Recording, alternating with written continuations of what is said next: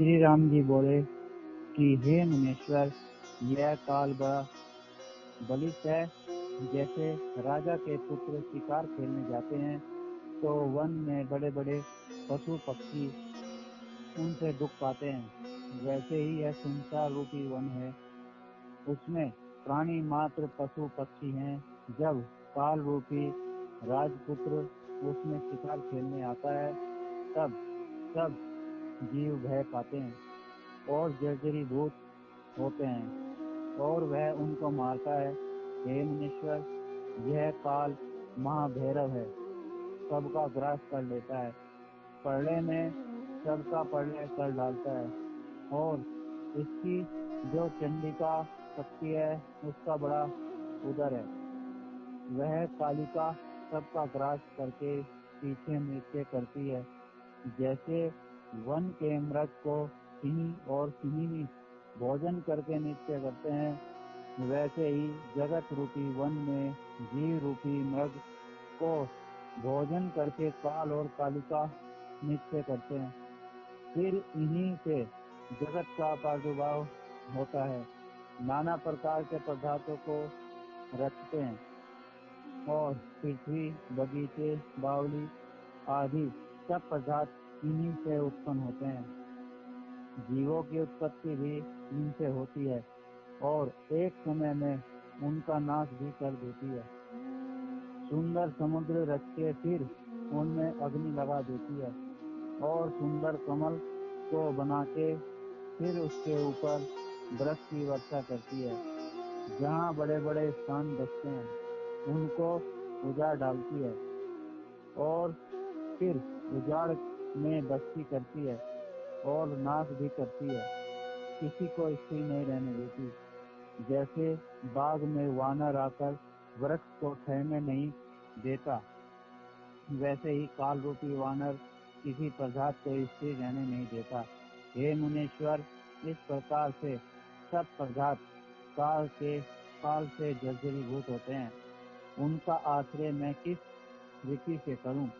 मुझको तो यह सब नाश रूप भासते हैं, इससे अब मुझको किसी जगत के पदार्थ की इच्छा नहीं। इति श्री योग वशिष्ठ महारामायण कालिका विलास वर्णनाम कौन विश्रांति शतक 19। श्री राम जी बोले कि हे मुनीश्वर, इस काल का महाप्रकरण है, इसके तेज के सम्मुख कोई नहीं रह सकता। यह क्षण में ऊंच को नीच और नीच को ऊंच कर डालता है, उसका निवारण कोई नहीं कर सकता। सब उसी के भय से कांपते हैं। यह महाभैरव है, सब विश्व का ग्रास कर लेता है। इसकी चंडिका रूप शक्ति है, वह अति बलवान है और नदी रूप है, उसका उल्लंघन कोई नहीं कर सकता। महाकाल रूप काली है, उसका बड़ा भयानक आकार है। काल रूप जो रुद्र है, उससे अभिन्न रूपी कालिका है, वह सबका पान करके पीछे भैरव और भैरवी नृत्य करते हैं। उस काल और कालिका का बड़ा आकार है, उसका आकाश शीश, पाताल में चरण और 10 दिशा भुजाएं। सप्त समुद्र उसके हाथ के कंगन हैं, संपूर्ण पृथ्वी रूप उसके हाथ में पात्र हैं और उस पर जो जीव हैं वह भोजन के योग्य हैं। हिमालय और सुमेरु पर्वत दोनों कानों में कुंडल हैं, चंद्रमा और सूर्य उसके दोनों लोचन हैं और सब तारागण उसके मस्तक में बिंदु हैं। काल के हाथ में त्रिशूल और मुसल आदि शस्त्र हैं और कालिका के हाथ में शांत रूपी फांसी है, उससे जीवों को मारती है। ऐसी कालिका देवी सब जीवों का ग्रास करके महाभैरव के आगे नृत्य करती है, अट्टहास शब्द करती है और जीवों को भोजन करके उनकी मुंडमाला गले में धारण करती है। भैरव के सम्मुख रहने की किसी में शक्ति नहीं। जहाँ उजाड़ है वहाँ क्षण में बस्ती कर डालता है और जहाँ बस्ती है वहाँ क्षण में उजाड़ करता है, इसी से उसका नाम देव कहते हैं। वह बड़े बड़े पदार्थों को उत्पन्न और नष्ट करता है, स्थिर किसी को नहीं रहने देता।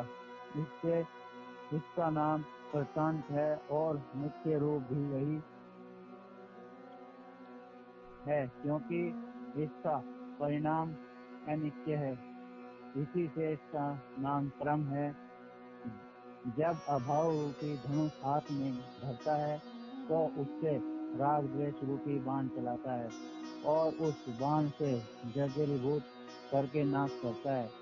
जैसे बालक मृत्तिका की सेना बनाता है और उठाकर नष्ट भी कर देता है, वैसे ही काल को उपजाने और नष्ट करने में कुछ यत्न नहीं करना पड़ता।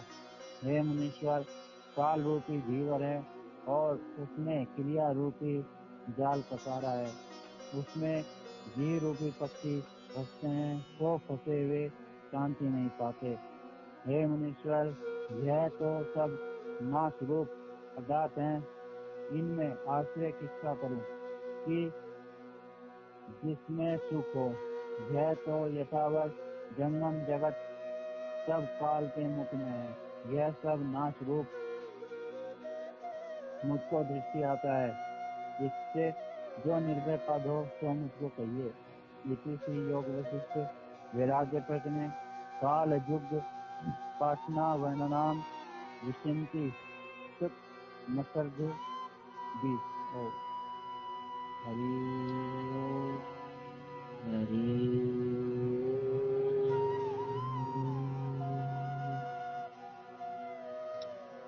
हरि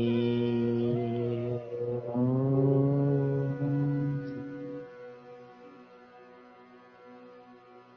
हरि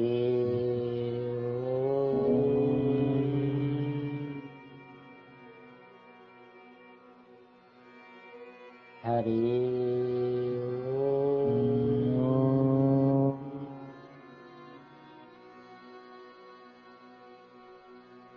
हरि